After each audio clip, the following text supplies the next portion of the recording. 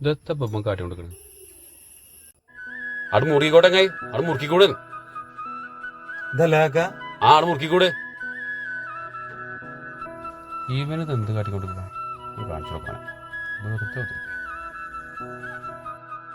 എന്താ ചങ്ങായി വെറുതെ കൈ മായപ്പ വരും. ഞാൻ പണിയെടുക്കാൻ നോക്കി വൈകുന്നേരം കൂലിയില്ലെങ്കിൽ ബംഗാളിലൊക്കെ നിങ്ങളൊക്കെ ഉഷാറാ. നിങ്ങളിത് ഭയങ്കര വളവും കൊണ്ട് ഇറങ്ങിക്കാലേ.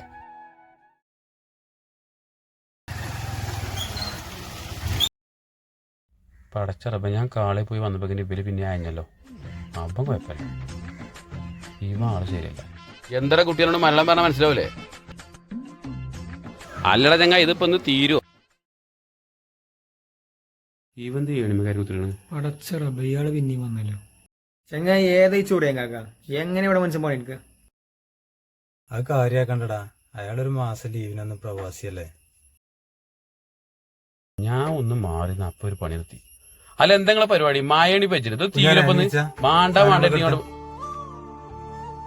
അല്ല മക്കളെ എവിടുക്കപ്പ നിങ്ങള് പോണ്? കാക്ക നിങ്ങള് കൊറേ നേരമായി ചൊറിയാണ്. പിന്നെ നിങ്ങൾ പറഞ്ഞത് ബംഗാളികൾ എടുക്കും. ഏത് ബംഗാളികൾ അത് എടുക്കുക? കാക്ക നാട്ടിൽ കണ്ടമാനം പണിയുണ്ട്.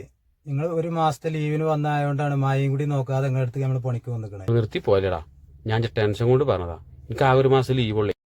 ഒരു മാസത്തെ ലീവ് ഉള്ളൂ എന്ന് എനിക്കും അറിയാം.